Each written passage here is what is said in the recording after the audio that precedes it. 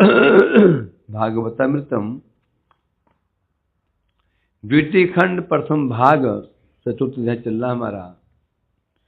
तो कल हमने श्रवण अनुशीलन किया था 191 नंबर श्लोक का। प्रसंग क्या चल रहा है? क्या प्रसंग चल रहा है? माँ केशव जी क्या की प्रसंग चल से যেমন ভক্ত যেরকম নানা রকম ভক্ত তার আরাধনা অনুযায়ী ভগবান সেরকম হবে তার কাছে প্রকটন এবং ফল প্রদান করে নানা রকম। ফলে ফলটা তারতম্য अच्छा ওখানে কোন ঈর্ষা দ্বেষ নাই, নিজের মধ্যে কোনো অভাব আছে বলে কেন কেন কেন ও নিজের স্বয়ং সম্পূর্ণ। আমি যেহেতु प्रत्येक भक्त संपूर्ण आनंद प्राप्त करते, संपूर्ण संतुष्ट। तो ठीक है, ये चल रहा था हमारा।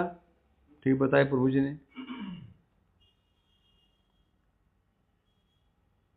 सिद्धे तथाप्यत्र कृपा महिष्ठता यत्तारतम्यपि निस्वभावत स्पर्धाद्वृत निखिल्यथ यथा रुचि प्राप्य सेवा सुखमत्यंत सीमगम। अंत सीमगम बता रहे हैं। सिद्धेत तथाप्यत्र, पहले क्या श्रवण किया हमने? भगवान ने प्रत्येक भक्त को अलग अलग रुचियां प्रदान की। भगवान ने भक्तों को अलग अलग रुचियां प्रदान की। क्यों प्रदान की? सबकी रुचि एक समान क्यों नहीं करते? भगवान दयालु हैं। किसी रुचि शांत रस में कर दी, किसी दास रस में कर दी, किसी शक्कर रस में कर दी, मधुर रस में कर दी। तो भगवान दयालु सबकी मधुर रस में क्यों नहीं कर दी? एक होगा आनंद कम होगा, विचित्र होगा, तब तो भगवान क्या रसास्वादन करने के लिए भगवान ने ऐसा किया। रस किसमें है? वैचित्री में ही रस है। ये संसार में हम जो रस में डूबे हुए हैं, क्यों छोड़ क्यों नहीं पाते हैं? साधु संत उपदेश दे रहे हैं, जूते भी खा रहे हैं, कष्ट पा रहे हैं, छोड़ते क्यों नहीं? जगत में वैचित्री है। कुछ वैचित्री में आनंद का अनुभव करते हैं, है कि नहीं? वैचित्री किसमें वैचित्री है? रूप में, रस में, गंध में, शब्द में। इस पर जो हम पांच विषयों में डूबे हुए हैं, जीव मात्र किसमें डूबा हुआ है? पांच विषय में। छह विषय में क्यों डूबा हुआ क्यों नहीं है? क्यों? इंद्रिय ही पांच है। चक्षु कर्ण नासिका जिह्वा त्वचा। चक्षु कर्ण नासिका जिह्वा त्वचा, पांच इंद्रिय हैं। तो विषय कितने होंगे? पांच होंगे, है ना? तो जीव कौन जीव? अदांत गोभी।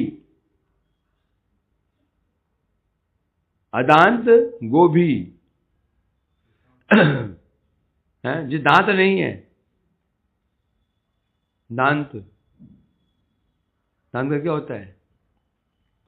दमन, शमन और दमन, शम और दम, शांत और दांत। ये शांत होता है, दांत होता है, शम और दम होता है। शांत किसे कहते हैं? मन को, यदि मन को अंदर इंद्रिय मन को दमन करने का नाम है शम से शांत। भैया मैं वो बहुत शांत है, मैं बहुत शांत हूं, मतलब क्या हुआ? क्या शांत है? शांत मिल गया, हो गया, इसका मन शांत है। और दम क्या होता है? बाहर जो हमारी बाहरी इंद्रियां, इंद्रिय दो प्रकार की हैं, अंतर इंद्रिय, बहिर इंद्रिय। मन जो है अंतर इंद्रिय है। जब मन को हम दमन कर लेते हैं उसे कहते हैं शम। जो बाह्य इंद्रिय हमारी है, जो चक्षु को, जो इंद्रिय हमारी है, पांच कर्म इंद्रिय, ज्ञान इंद्रिया, इनको वश में कर ले उसे कहते हैं दम। तो महत्वपूर्ण समय की दम है। तो इसलिए कह रहे हैं यहाँ पर दम, जिसकी इंद्रिय बस में नहीं है, जिसकी इंद्रिय बस में नहीं है, आंख बस में नहीं है, कान बस में नहीं है, जीवा बस में नहीं है, नासिका बस में नहीं है, तुझा बस में नहीं है, बस में नहीं तो कि ये 5 घोड़े क्या करेंगे? 5 घोड़े है ना, ये शरीर रथ है, 5 घोड़े, जिसमें 5 घोड़े जुते हुए, चक्षु, कर्ण, नासिका, जीवा, तुझा, और 5 घोड़ों का आहार अलग अलग अलग अलग। एक घोड़े का आहार रूप है, आंख जो घोड़ा है इसका रूप है, खाद्य आहार। कान रूपी घोड़ा, इसका आहार शब्द है।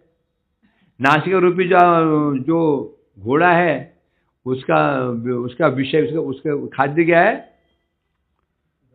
क्या? आघ्राण, सुगंध, गंध।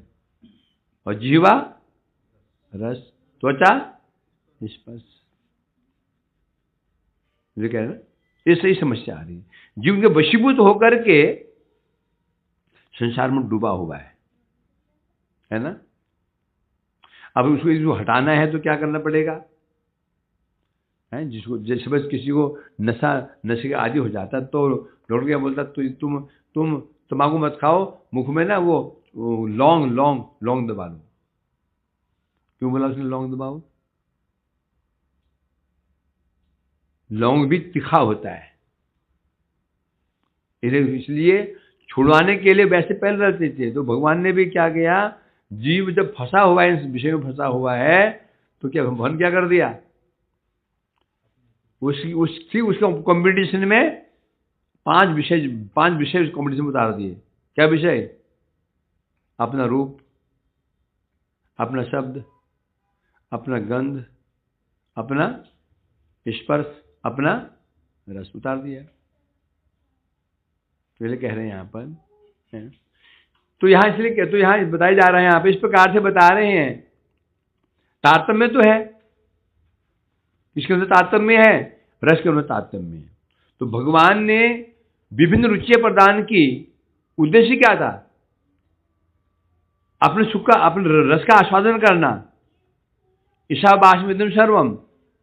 एक सेठ जी ने एक बगीचा लगाया, आम का बागान लगाया। किसके लिए लगाया? वो अपने लगाया। उसी प्रकार से भगवान ने जो ये संसार रूपी जो बगीचा लगाया, विचित्र है कि नहीं? वही बात चल रही थी। देखो, रूप एक रूप कोई ले लो, विचित्र पक्षी का रूप। पक्षी कितने प्रकार के? विचित्र। तोता अलग प्रकार का, कोयल अलग प्रकार की, फुटबॉल अलग प्रकार का, है ना, विचित्र। फिर जो पक्षी है, फिर उनकी आवाज में वैचित्र है कि नहीं? कोयल और कोयल के कौवा, अब आवाज में वैचित्र है। कैसे है? प्रत्येक वस्तु वैचित्री। फिर रहा शब्दों में वैचित्री है कि नहीं? मनुष्य में देखो, किसी की बात कैसे, किसी की बात कैसे, किसी की बात कैसे, वैचित्री। तो ये वैचित्री जो है, ये इसी कारण जीव संसार को छोड़ नहीं पाता। उसको इसमें रस आ रहा है। क्या आ रहा है? रस। यदि वैचित्री नहीं हो, रस ही नहीं आएगा। वैचित्री है इसमें, है ना। उसी प्रकार भगवान क्या करते हैं, अपने भक्तों को आनंद देने के। और आनंद किसमें? वैचित्री में आनंद है। वैचित्र नहीं, आनंद नहीं होगा। हम भोजन करते हैं ना, सामान्य भोजन में भंडारे में क्या अंतर है? तो रोज भोजन करते हैं, एदिके कौन ओदिके पीछे बैठा दें लोग गोली। हाँ, तो सामान्य दिनों हमको आनंद क्यों नहीं आता? क्यों थाला लेके दौड़ते क्यों नहीं है पट्टी की तरफ? घंटा पड़ता रहता है, और उसको तो पहले नंबर हमारा आ जाता है। क्यों? वैचित्री है। पनीर, पकौड़ियाँ हैं, कचौड़ियाँ हैं, खीर है, शाही पनीर है, वैचित्री, आनंद। तो इसलिए यहां कह रहे हैं, भगवान ने वैचित्री क्यों प्रदान करी? ये जगत किसका है? भगवान का जगत है। भगवान ने जगत अपने लिए बना रखा है। भगवान ने जगत अपने भोग के लिए बना रखा है। ये हमारे भूख के लिए नहीं बना रखा है। कहां लिखा है? ईशावासम इदम सर्वम दत्त किं जगत्ताम जगत तेन तक्तेन भुंजित मागृत का सुसिद्धनम। तो बोले तो भाई हम सेवा करते तो हम कुछ ना खाएं क्या? तो भगवान दे दे, खाओ ना। ये सारा जगत भगवान का है। तो भुंजिया उनको देने के पश्चात जो बचता है उसे खाओ, वो आनंद होगा। तो कुल सिद्धांत ये है कि भगवान ने भक्तों को अलग रुचि अलग अलग क्यों दी? अपने आस्वादन के लिए दी, है ना? ले कह रहे हैं इसमें। जब अब क्या हुआ? अब जब रुचि अलग अलग है तो फल कैसा होगा? अलग अलग। रुचि अलग अलग तो फल भी अलग अलग। किसी की रुचि दास्य रस में दी, उसको फल क्या मिला? दास्य भाव। रुचि सख्य रुचि दी, फल क्या मिला? सख्य भाव। वात्सल्य रुचि दी, फल क्या मिला? वात्सल्य भाव। अब वो भक्त उन्होंने भावों से भगवान की सेवा करते हैं, सेवा करके भगवान को आनंद देते हैं। भगवान भी भोग करते हैं, भक्त भी भोग करते, दोनों भोगी हैं। भक्त भोगी है कि नहीं? भक्त भोगी है कि नहीं? भोगी है। भक्त भोगी होता है क्या? भोगी भगवान भोग नहीं कर रहा है, मूर्खानंद। क्या है?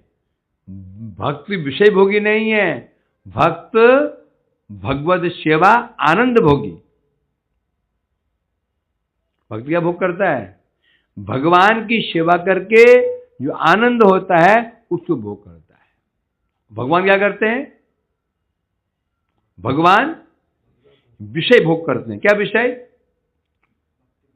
भक्त की सेवा ग्रहण करते हैं। भगवान भक्ति सेवा को ग्रहण करके आनंदित होते हैं, और भक्त भगवान की सेवा करके जो आनंद प्राप्त होता है उसे भोग करता है। फॉर एग्जाम्पल, किसी शिष्य ने गुरु को वैष्णव घर में बुलाया, महापुरुष को, बड़ी मेहनत की, सुबह 4 बजे लगे हुए खटर करते करते 12 बजे तक पसीना गरीब पसीना पर तरबर, दुनिया भर आइटम बनाई, बहुत परिश्रम किया। और वैष्णव महाशय आए, उनको परोसा, खाया, और बस वाह क्या अद्भुत प्रसाद, तृप्तोऽस्मि है ना। अब क्या होगा?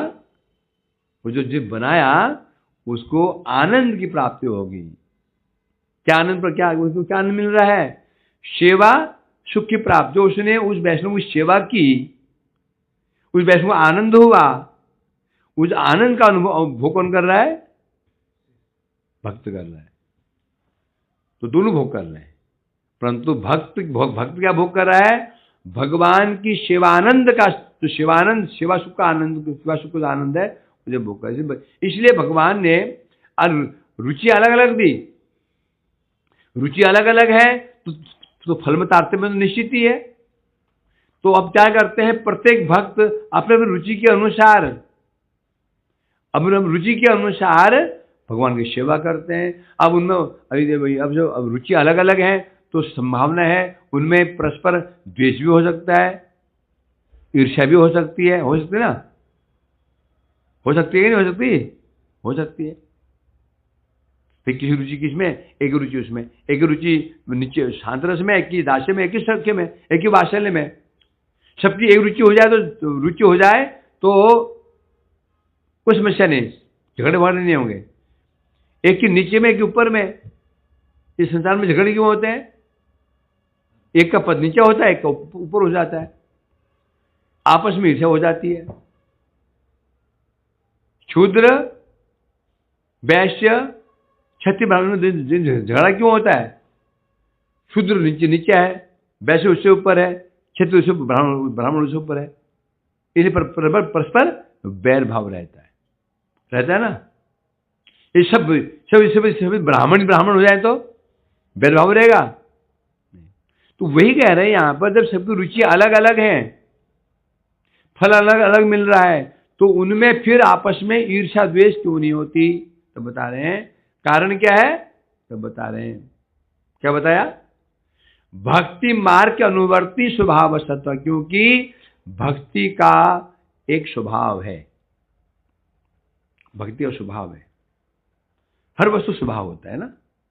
आग का स्वभाव है, जानो ना जानो जला देगा।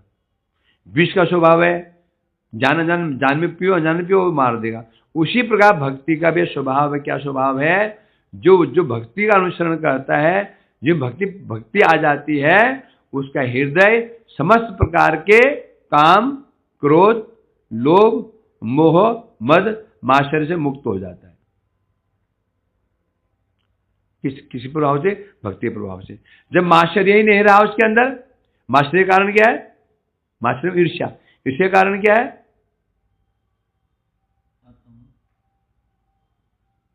आप बताइए, आपका नाम क्या है? आपका नाम? नित्यानंद दास जी। जगत में मुझे किसी ईर्ष्या हो जाती है या किसी को मुझसे हो जाती है, जगत में ईर्ष्या होती है। ईर्ष्या कारण क्या होता है? होती ना प्रारंभिक। हाँ, वो तो क्यों होती है ईर्ष्या? वो दोष क्यों होता है? आप बता सकते हैं? कोई चीज का अभाव हो तो कामना, जो कामनाएं है ना, डिजायर, यही है ईर्ष्या का मूल कारण। और जो कामना का अभाव क्या है? कामना का कारण क्या है? ठीक कहा उन्होंने। कामना कब होती है? हमारे पास अभाव है, पूरा सुबह हमारे पास 4 व्हीलर नहीं था, बाइक थी, है ना, पड़ोसी ले आया या हमारा बड़ा भाई ले आया, वालों हो गया है। अब हमें दिखा करके वो मड़क की गाड़ी में घुसता है। अब क्या होगा? ईर्ष्या, है ना। जब दोनों की बाइक थी, आपकी बाइक, दोनों बाइक थी, तो ईर्ष्या थी? क्यों नहीं थी? आपका अभाव की अनुभूति नहीं थी? क्यों? दोनों बाइक ही तो है। जैसी वो 4 व्हीलर लाए, आपके पास नहीं है, आपको अभाव की अनुभूति हुई। ये विचित्र बात है। अब जो उसको अभाव की अनुभूति हो रही है, तो पहले काम तो पहले भी चल ही रहा था ना। उसी बाइक तो उसके पास भी वही है, बस मेरे पास नहीं है, मेरे पास नहीं है। जो अभाव की अनुभूति हुई, इससे उत्पन्न हुई क्या? पहले कामना रहेगी, कामना से अभाव की अनुभूति रहेगी, अभाव का अनुभूति, अभाव मेरे पास नहीं है। अब नहीं है, अब दूसरे के पास है, तो अब उत्पन्न होती है ईर्ष्या। तो काम से क्रोध, काम से लोभ, काम से मोह, काम से मद, काम से मात्सर्य। इसलिए मूल में क्या रहा? है ना। अर्जुन क्या पूछा था भगवान से? अथ केन अयम पापम चरति पुरुष अनिश्चिवार्षेण बलादिव नियोजित। अर्जुन ने पूछा, प्रभु कई बार क्या होता है, मनुष्य जानता है ये पाप है, ये बनिया जानता है मिलावट करना पाप है, झूठ बोलना पाप है। हम जानते हैं, कौन नहीं जानता इसको? जानते हैं। तो जानते हुए भी अनिश्चिवार्षेण बलात्, तो ऐसी क्या शक्ति है जो जानते हुए भी उसको पाप में बलपूर्वक लगा देती है, पाप करने के लिए विवश हो जाता है, जानते हुए भी। है भगवान क्या उत्तर दिया? काम एष क्रोध एष रजोगुण समुद्भव। अर्जुन, काम माने कामनाएं, ये कामनाएं है ना, ये कामनाएं जब हृदय में आ जाती हैं, व्यक्ति जानता है इसका परिणाम भयावह है, मुझे नरक भी जाना पड़ सकता है। जब कामना आ जाती है ना, व्यक्ति उसमें विवश हो जाता है। तो काम से ही क्रोध। तो हमें 6 शत्रु हैं, काम, क्रोध, लोभ, मोह, मद और मात्सर्य। तो परंतु सबकी उत्पत्ति किसे हो रही है? काम से। काम है तो क्रोध होगा, है ना। आपकी कामना थी मुझे ये चीज मेरे को मिले, किसी और ने उसको लपक लिया, क्या हो जाए? क्रोध। काम से ही लोभ। जब इसी में कामना यदि है तो किसी हाथ में आप फोर व्हीलर देखा, आपको लोभ आ गया, और एक कामना ही नहीं है तो लोभ होगा? नहीं होगा। काम से मोह है।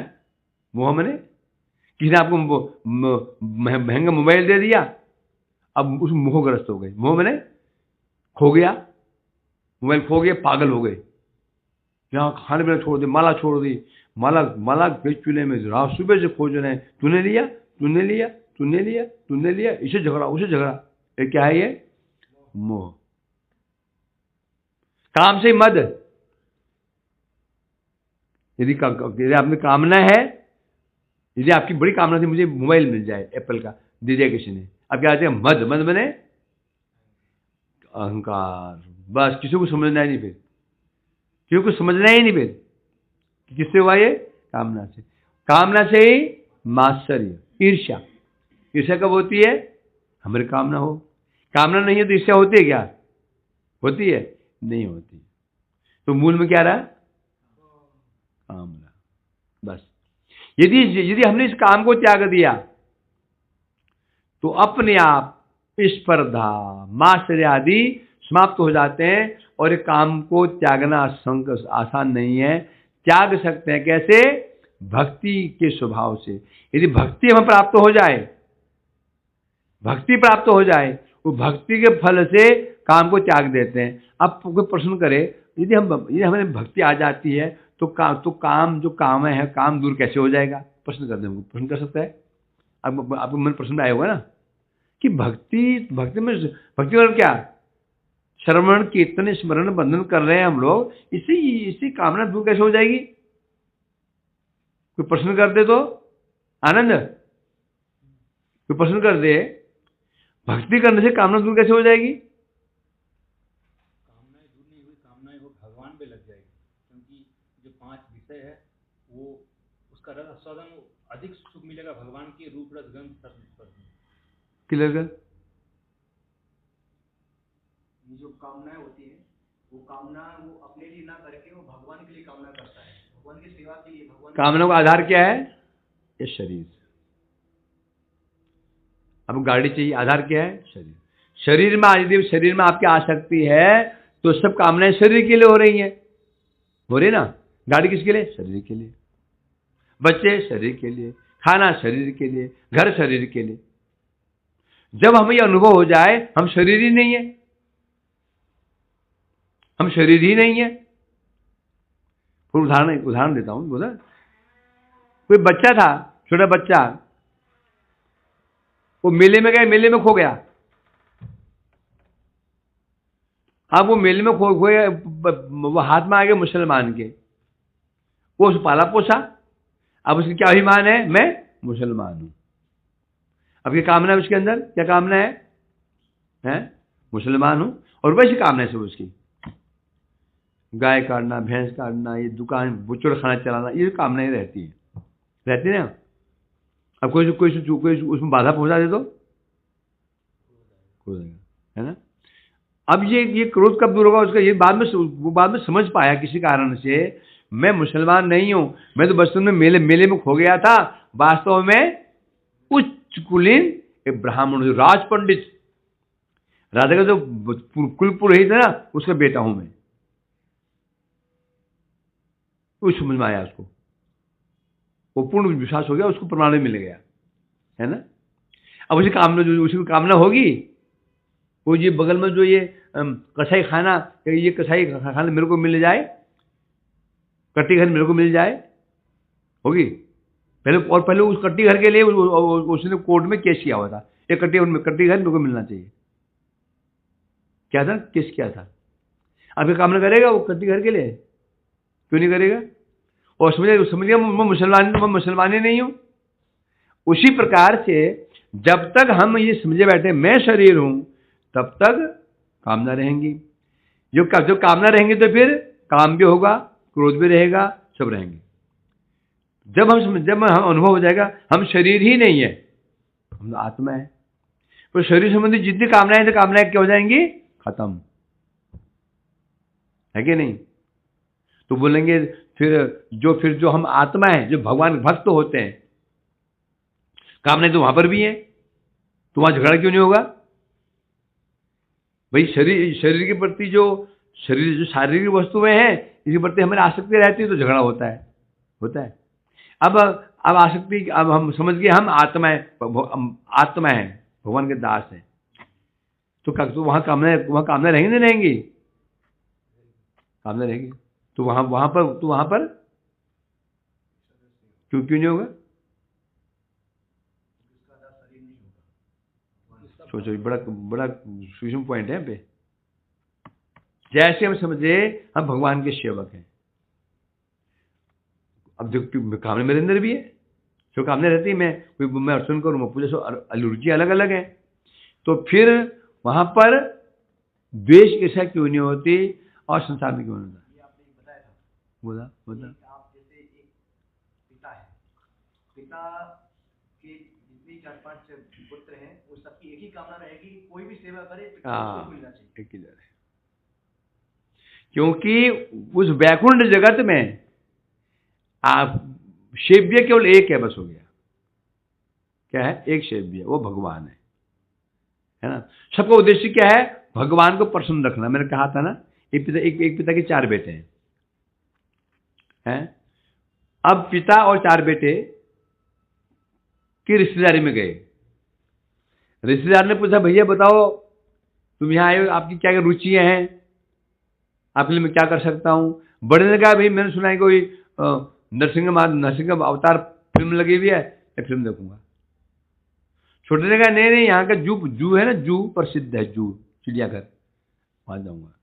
तो उसने कहा, मैं सुना ये आपको अच्छा मैच चल रहा है, वनडे मैच, मैं देखूंगा। चौथे ने कहा, वो सर्कस लगे, मैं सर्कस देखने जाऊंगा। अब एक आदमी, 4 रुचियां उसकी हैं, अब कैसे सबको और पिता, हाँ जी अंकल जी आप कहाँ जाएंगे, मेरी तबीयत खराब हुई है, मैं डॉक्टर पे जाऊंगा।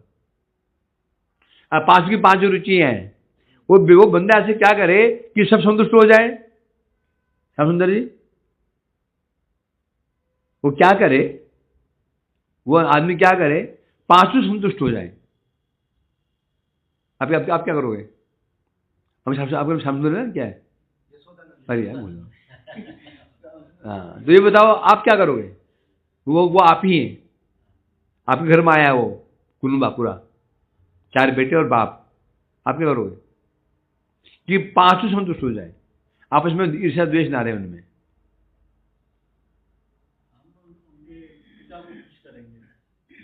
हाँ, आप सीधा पिता की बात मान लोगे। अब पिता की बात मान लोगे तो चारों अपने आप संतुष्ट हो जाएंगे। यदि आपने पिता की बात ना रख करके एक ही बात रखो, एक को जू दिखाने लगे, 3 नाराज हो जाएंगे। ये सिस्टम है। इस संसार में होता क्या है, इस संसार में क्या होता है, अपना स्वार्थ है ना। यदि आप पत्नी से प्रेम करते हैं ना, आप पत्नी प्रेम नहीं करते हैं, आप अपने से प्रेम करते हैं। आपको अपने से प्रेम है तो पत्नी से प्रेम है। आप बच्चे को प्रेम नहीं करते हैं, आपको प्रेम अपने से बच्चे प्रेम कर रहे हैं। आप घर की सुरक्षा नहीं कर रहे हैं, प्रेम आप प्रेम आपके लिए, आपको अपने से प्रेम है तो घर आप अपने लिए सुरक्षा कर रहे हैं, कि नहीं। जो कुछ भी हम कर रहे हैं अपने लिए कर रहे हैं। पिता की सेवा, माता की सेवा, ये घर की सेवा, समाज की सेवा, देव सेवा। क्यों देव सेवा क्यों कर रहे हो, देवता सेवा क्यों करते हैं हम लोग, हमें स्वर्ग मिलेगा, स्वार्थ है, करते हैं ना। इसलिए झगड़े संभव है आपकी। अब होता क्या है, पत्नी चाहते पति मेरे को खुश रखे, पत्नी चाहती पति मेरे को खुश रखे, आप सब अपना स्वार्थ देख रहे हैं, बस हो गया, झगड़े शुरू। परंतु वैकुंठ जगत में क्या होता है, कोई अपना सुख चाहता ही नहीं है, सबको एक ही सुख है, एक ही कामना रहती है, भगवान संतुष्ट कैसे हो, भगवान संतुष्ट कैसे हो, भगवान संतुष्ट कैसे हो। एक भक्त यदि खूब अधिक सेवा कर रहा है, भगवान संतुष्ट होते हैं, वो खुश हो जाता है। चलो मुझसे नहीं सही, पर उससे तो संतुष्ट, उसकी सेवा से तो भगवान प्रसन्न है, ऑटोमेटिक हो जाएगा। वो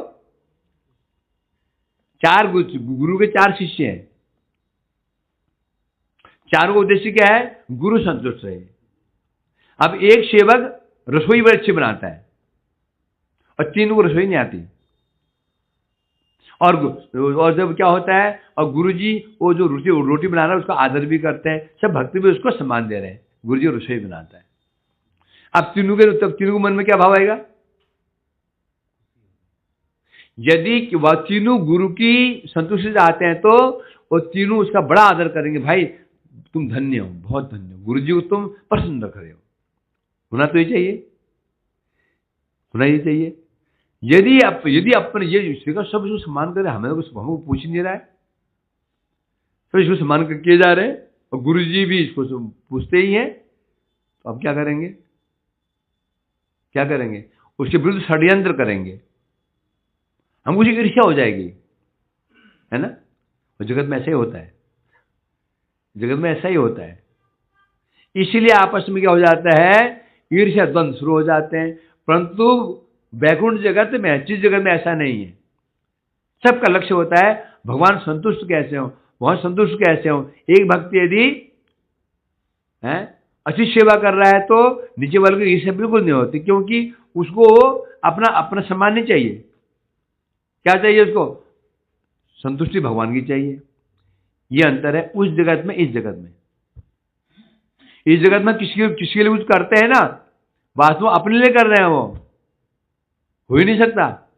केवल गुरु और वैष्णव 2 होते हैं जो हमारे लिए कुछ करते हैं तो हमारे लिए ही करते हैं, समझे? पिता पुत्र के लिए करता है, वास्तव में पुत्र के लिए नहीं, अपने लिए कर रहा है।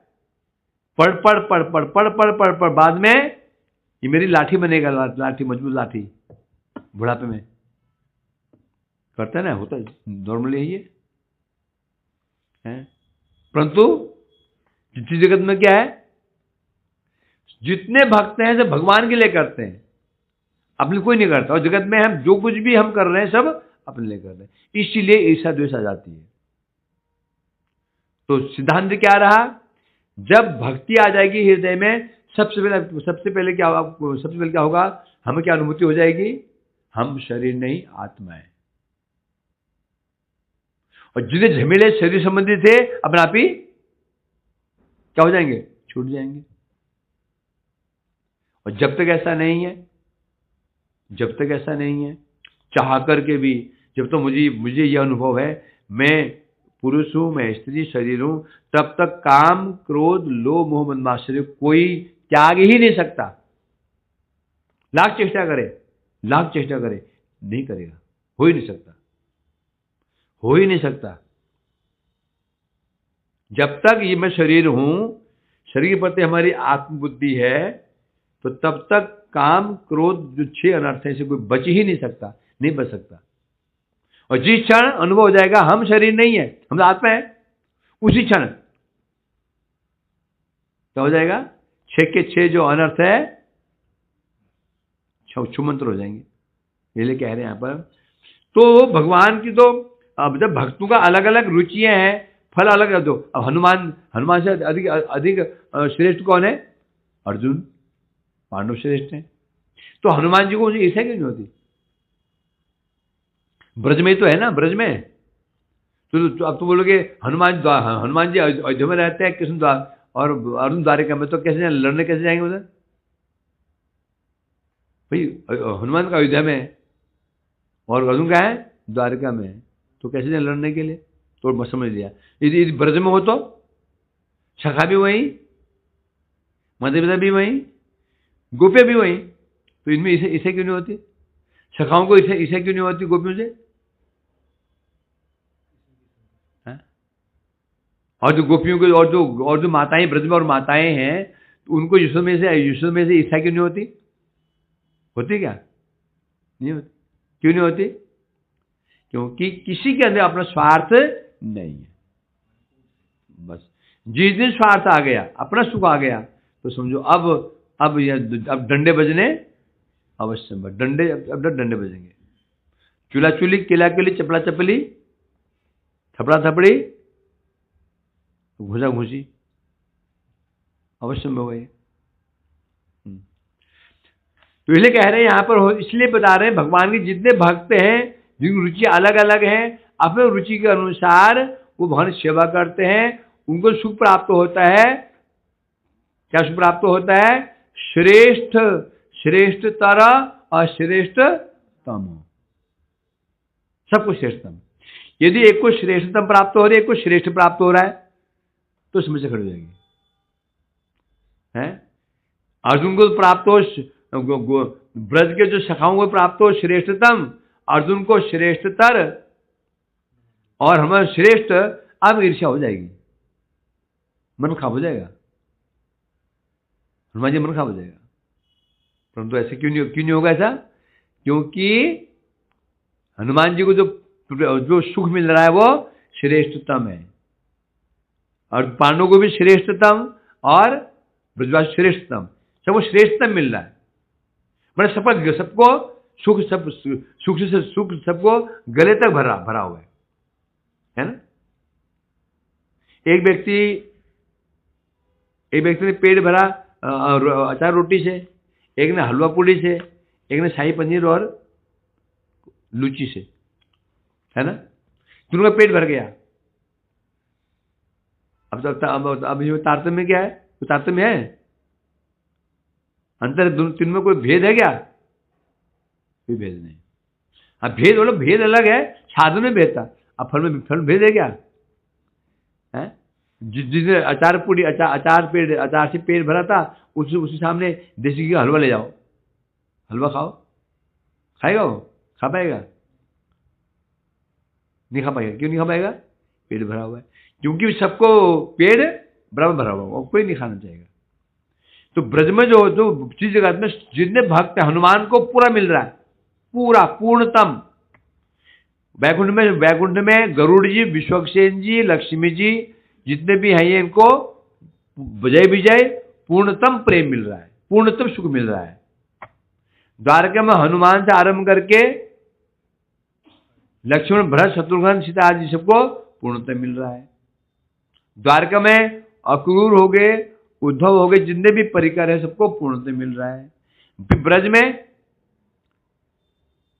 यशोदा मैया को पूर्णतम, सखाओं को पूर्णतम, गोपियों को पूर्णतम। इसलिए ईर्ष्या द्वेष का प्रश्न ही नहीं है। टीका में कह रहे हैं, यदि कोई आपत्ति करे, अभी आपने कहा भगवान बहुत दयालु, परम दयालु है, दया के सागर है। ये महिमा कैसे स्थापित हुई? क्योंकि वो दयालु कैसे हो सकते हैं जब उनमें क्या देखा जा रहा है? विषमता। क्या दिख रहा है? क्या भवन में क्या दोष आ गया? विषमता दोष। क्या विषमता? एक को तो दिया, एक को रुचि दी शांत रस की, एक को दी दास्य रस की, एक को दी शिक्षक की, एक को वात्सल्य। तो ये क्या है? विषमता। पहले भगवान के कौन है? समो हम सर्वभूतेषु। भगवान क्या बोला? भगवान कौन है? समो। भगवान सबके लिए समान है, उनके सब समान है। परंतु ये समान कहाँ हो गए? किसी को उन्होंने रुचि दे रखी, शांत, कोई दास्य, तो भेद हो गया। तो उनमें जब जो क्या दोष आ गया? विषमता दोष आ गया। यदि ऐसा ही है तो फिर भगवान दयालु कैसे हैं? बहुत दयालु हैं, उनकी तो महिमा कैसे सिद्ध हो गई? जब उनमें क्या भेद, क्या दोष आ गया? विषमता दोष आ गया। फिर उनकी महिमा कैसे, कहाँ रही? ये तो क्या गया? पक्षपात आ गया। एक को शांत रस, एक को दास्य रस, एक को उन्नत रस है।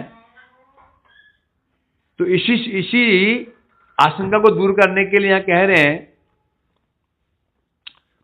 भगवान अपने भक्तों के हृदय में विभिन्न रुचियां उत्पन्न करा करके उन्हें अनेक नाना प्रकार फल प्रदान करने पर भी उनकी महिमा की हानि बिल्कुल नहीं होती। इस जगत में संभव है, इस जगत में संभव है। किसी को हमने क्या 20 रुपया दिया, फिर 40 रुपया दिया, 100 रुपया दिया, 1000 रुपया दे दिया, यहाँ समस्या है। तो भगवान ने भक्तों को रुचि अलग अलग रुचि प्रदान कर रखी है, अलग अलग उन्हें सुख प्रदान कर रहे हैं। इतना करने पर भी भगवान की जो महिमा है उसकी हानि बिल्कुल नहीं होती है, अपितु उनकी कृपा की महिमा ही स्थापित होती है, उनकी कृपा की महिमा ही स्थापित हो जाती है। इससे कैसे स्थापित होती है? तब कह रहे हैं फलदान में तारतम्य रहने पर भी श्री भक्तों को अपने रस के अनुरूप सेवा की चरम सुख प्राप्त हो रहा है। ये महिमा है। हम एक जगह में ऐसे नहीं कर सकते हैं, मैं किसी को 20 रुपया दूं, तो 100 रुपया दूं और 500 रुपया दूं और सबको समान सुख मिले, हो जाएगा? मैं किसी को 20 रुपया दिया, एक को 60 रुपया दिया, 100 रुपया दिया, तीनों को सुख के समान मिलेगा? मिल सकता है? नहीं मिल सकता। ये दोष आ गया। भगवान की क्या विचित्रता है? भगवान फल देने में क्या तारतम्य दिखा रहे हैं, रुचि में तारतम्य दिखा रहे हैं, परंतु जो उनको सुख प्राप्त होगा सबका सुख कैसा है? चरम। ये भगवान ही कर सकते हैं, भगवान ही संभव है, इस जगह में संभव नहीं है। एक व्यक्ति संबंधित कितने लोग हैं? पत्नी, माता, पिता, भाई और मित्र और नौकर चाकर, है ना? क्या वो व्यक्ति सबको पूर्णतम सुख दे सकता है? संभव है? दे सबको? ये सब दे तो समझो वो उसका गृहस्थ सफल है। यदि थोड़ा भी कम हुआ है, पत्नी थोड़ा अधिक दे दिया, माँ को तो कम दिया, माँ चिढ़ जाएगी पत्नी से, है? पत्नी का दास बन गया है, होता ना? और ये माँ को ज्यादा तो पत्नी चिढ़ जाएगी। अब क्या करे बेचारा? हो सबको चरम सुख दे सकता है? नहीं दे सकता। इसीलिए भगवान है, भगवान नहीं है। हम तो सिद्ध हो गया हम भगवान नहीं है। जब ये हम यदि कर दें तो क्या बन जाएंगे? बन जाएंगे नहीं, क्योंकि भगवान की क्या वैसे भगवान के अंदर एक शक्ति है। क्या शक्ति है? अघटन घटन पटियसी। अघटन घटन असंभव को संभव कर देती है। जो असंभव है वो शक्ति असंभव कर देती है।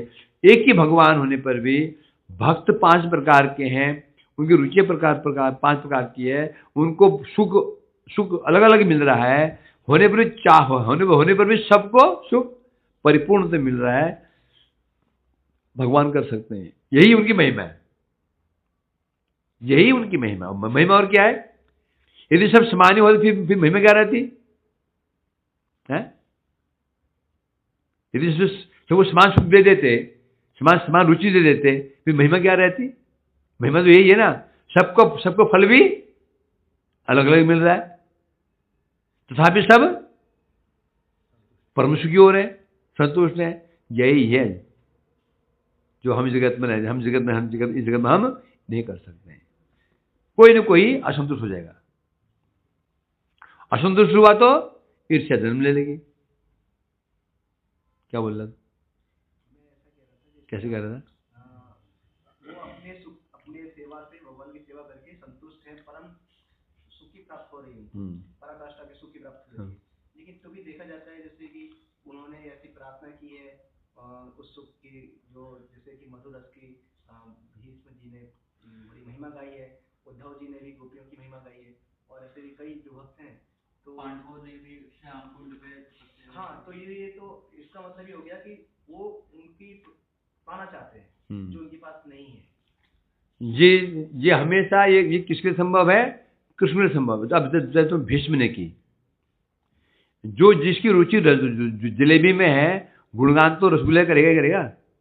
नहीं करेगा। उसको बेशक रसगुल्ला रुचि नहीं है, महिमा गान नहीं करेगा।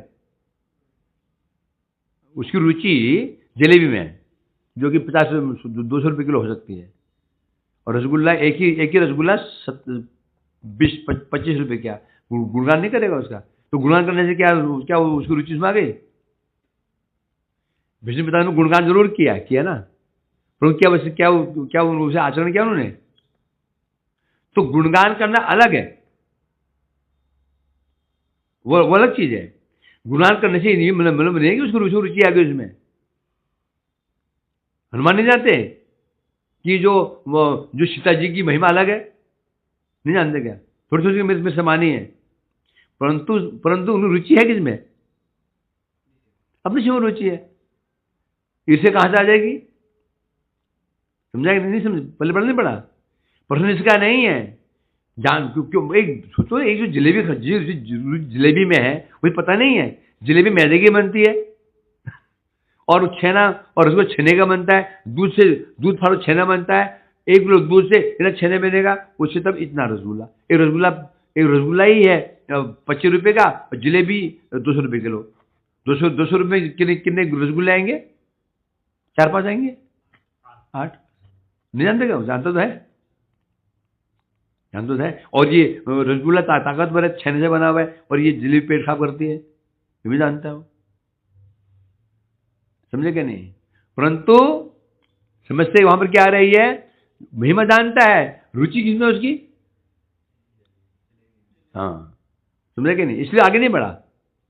तो बोलते तो हाँ, उद्धव जी क्यों बढ़ गए? उद्धव जी क्योंकि उद्धव जी की विशेष, एक सामान्य केस होता है, एक विशेष केस होता है। सामान्य नियम केस और विशेष केस, एक विशेष केस है। भगवान की शक्ति कैसी है? असंभव को संभव। भगवान चाहे तो दास रस के हृदय में मधुर रस के रुचि भर सकते हैं, उनके असंभव कुछ भी नहीं है, उनको कुछ भी नहीं है। भगवान तो जानते ही है ना भाई कौन रस श्रेष्ठ है। उद्धव पर कृपा करके भगवान ने क्या इच्छा की? इसको थोड़ा चखाना चाहिए, बताना चाहिए।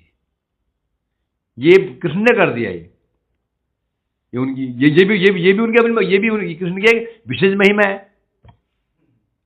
असंभव को संभव कर सकते हैं। भाई जीव का स्वरूप है कि नहीं है? सिद्ध स्वरूप है, वो बदलता नहीं है। क्या भगवान बदल नहीं सकते हैं? भगवान ना बदल सके तो भगवान कैसे हो?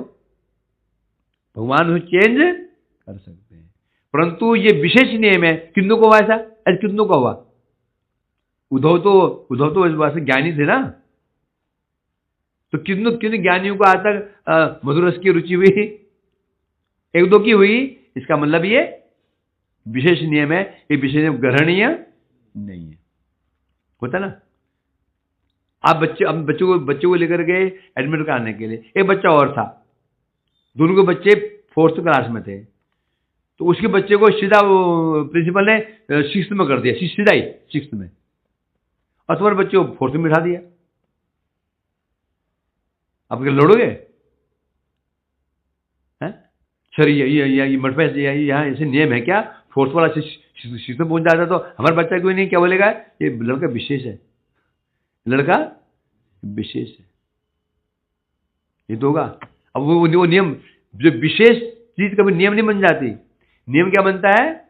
साधारण नियम ही नियम रहता है, विशेष को नियम में नहीं गिनते, वो तो एक्स्ट्रा में है, एक्स्ट्रा ऑर्डिनरी कहते हैं ना, उनमें से वो उसको नहीं गिनेगा कभी।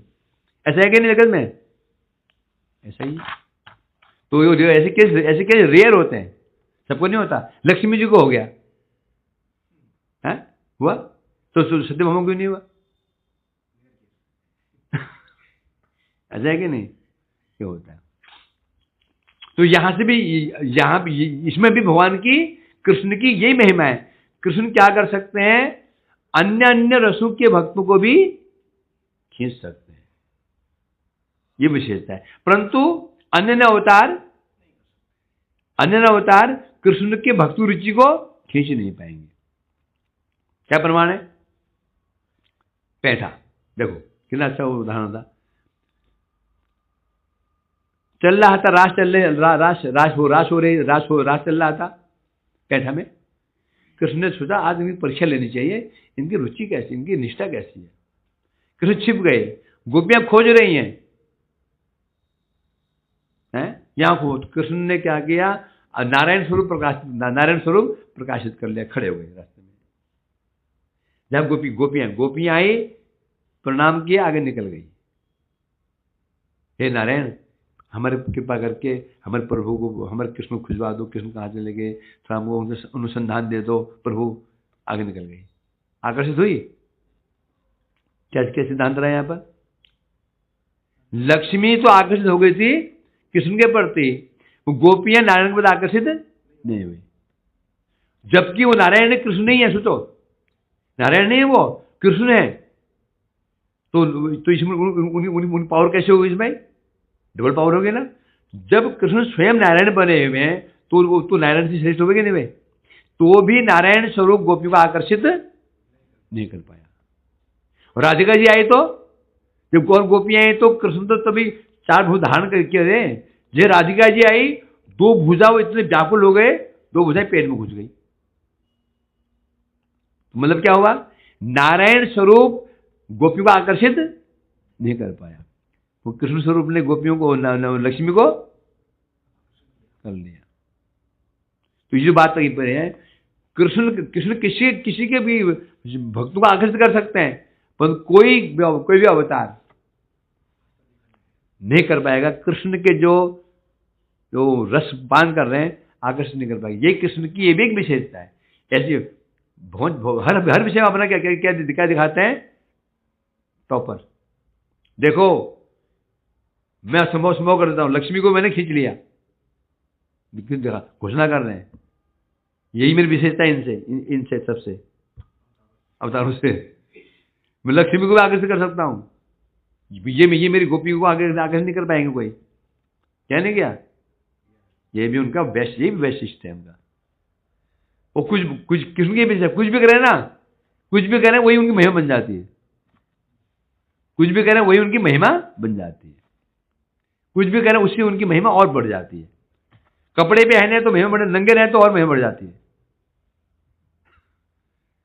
अच्छे कपड़े पहने महिमा बढ़ जाती है, गोबर लगा लो मुख में तो महिमा और बढ़ जाती है। इसे ये भगवान की अर्थात अनन्य सिद्ध है ना। भगवान का सौंदर्य गुण इत्यादि की गुण के अधीन नहीं है। अस्मोर्धम अनन्य सिद्धम लावण्य सारम। तो कृष्ण किसी का अधीन नहीं है, वो स्वतंत्र है, उनको कोई इसलिए कह रहे हैं। तो सिद्धांत ये रहा, क्या सिद्धांत यहां पर रहा?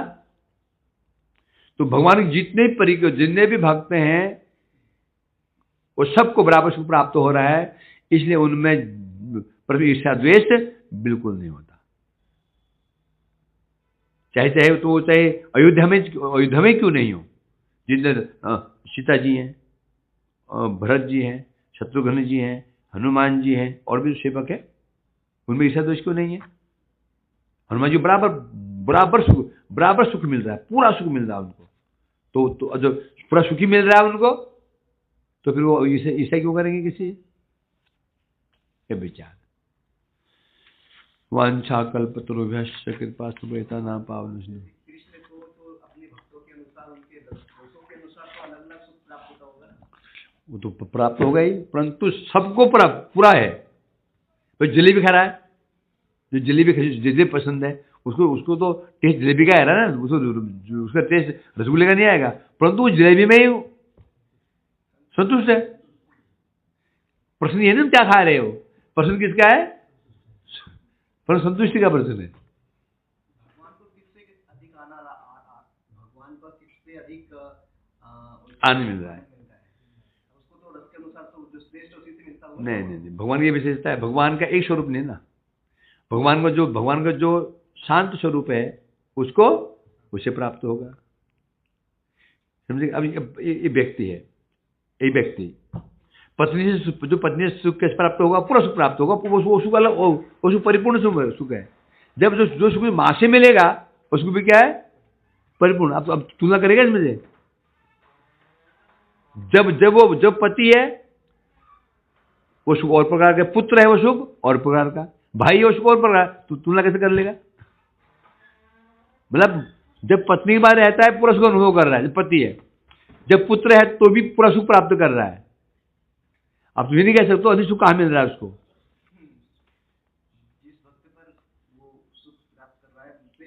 बस प्राप्त कर रहे हैं। ये तो विशेषता है। इस जगत में तो भी ये कुछ हो सकता है। भगवान का जो भक्त जैसे भगवान के सामने वही स्वरूप में जाते हैं। देखा जाता है ब्रज लीला के अंदर कि भगवान कृष्ण जन्म क्या करते हैं कि रात को जो सो जाते हैं तो अपने घर से भाग जाते हैं। हाँ। तो इसका मतलब जो वात्सल रखते हैं उनको थोड़ा मन भर गया। नहीं भरा, पागल है, क्यों भरा? बाधा पड़ जाएगी। इसको सामने जाएंगे तो मैया वो कहाँ जा रहा है, बाधा पड़ जाएगी ना। हमें कृष्ण सखाओं को छोड़ के भी जाते हैं क्योंकि उनका एक स्वरूप मधुर स्वरूप भी तो है, क्यों एक स्वरूप नहीं है। सखा स्वरूप कृष्ण सखा भी है, कृष्ण प्रेमी भी है, कृष्ण पुत्र भी है, तो सबको सुख लेंगे। अभी विचार कौन करता है? तटस्थ व्यक्ति। एक को जलेबी अच्छी लग रही है, एक को अच्छा लग रहा है रसगुल्ला, इसका विचार कौन करेगा? तीसरा व्यक्ति है कि जो तटस्थ है ना। परंतु यहाँ पर विचार किसका है? संतुष्ट का विचार है। भगवान सबको बराबर आनंद देंगे, सबको पूरा सुख प्राप्त होगा। अब फिर ये तारतम्य देखेंगे तो फिर कृष्ण स्वयं कह दिया आशा हो क्या क्या है न पा रहे हम, वो अलग बात है। फिर ये तरह से विचार करेंगे फिर रस तो मधुर रस में ही है ना। कृष्ण को अधिक प्रिय कौन है? गोपियां ही प्रिय हैं। ये मतलब नहीं कि आप ये नहीं वो प्रिय नहीं है, उनको पूरा ही दे रहे हैं। गोपियों का अधीन कृष्ण है ही है, बात ठीक है। सखाओं के अधीन इतने अधीन है, जिन्हें अधीन कृष्ण गोपियों का अधीन है, उन्हें सखाओं के अधीन है न माँ के अधीन है। परंतु उनको भी क्या मिल रहा है? पूर्ण मिल रहा है, पूर्णता मिल रहा है। यही विशेषता वहां कहीं है नहीं, हुआ तो समस्या खड़ी हो जाएगी। परंतु कृष्ण का अपना रस है, अभी आनंद की अनुभूति कहाँ हो रही है? परंतु कौन कृष्ण है इसमें? वो प्रेमी कृष्ण है, वो किशोर कृष्ण है, वो सखा वाली कृष्ण नहीं है, वो किशोर कृष्ण है।